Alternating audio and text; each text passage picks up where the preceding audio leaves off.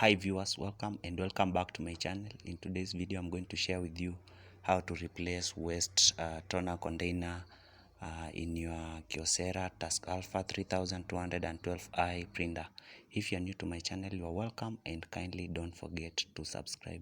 So the first thing that you do, open the front main unit cover, and this is the main front unit cover. So you open this one, then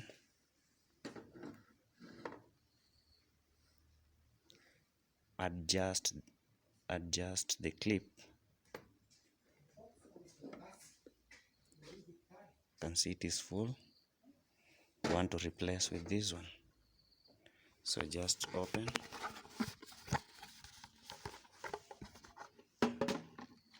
you open this one, and then you just apply some pressure, small pressure like that.